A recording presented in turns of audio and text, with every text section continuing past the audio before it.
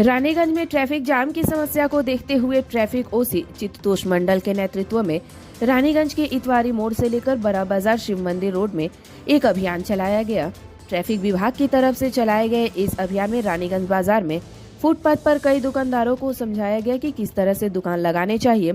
ठेला या अन्य दुकानों को ठीक से न लगाने की वजह से जाम की समस्या पैदा होती है। इस विषय में रानीगंज ट्रैफिक प्रभारी ने बताया कि रास्ते के किनारे फुटपाथ पर बैठे दुकानदारों को ये बताया गया कि उन्हें अपनी दुकान किस तरह से लगानी चाहिए ताकि सड़क पर आने जाने वाले लोगों को परेशानी न हो।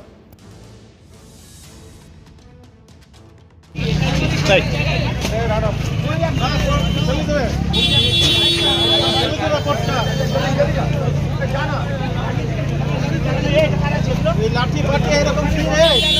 एगुलो की छोड़ ए उसको ले जाना है पर उठा के ए दुकान घर ভিতরে এই দোকান ঘর একদম রাস্তায় নামবে না কাস্টমাররা আসছে দাঁড়াবা যাবে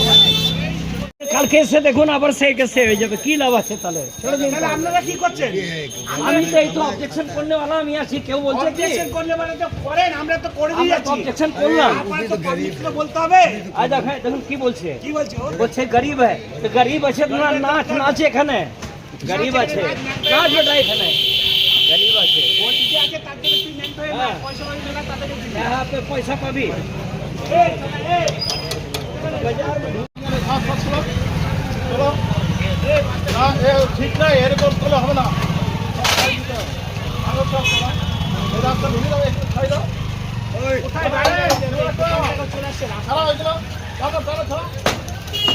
চলো চিন্তা পুলিশ এদের জন্যই পড়ে থাকবে একবার বলে যাচ্ছে লজ্জা নাই ওই পাশে ওরা দোকান বাড়াতে বাড়াতে রাস্তার উপরে চলে এসছে এতটাই এনক্রোচমেন্ট যে সাধারণ পাবলিক যারা বাজারে যাচ্ছে নিজেদের নিত্য প্রয়োজনীয় জিনিস আনার জন্য কেউ সেটা নিয়ে আসতে পারছে না।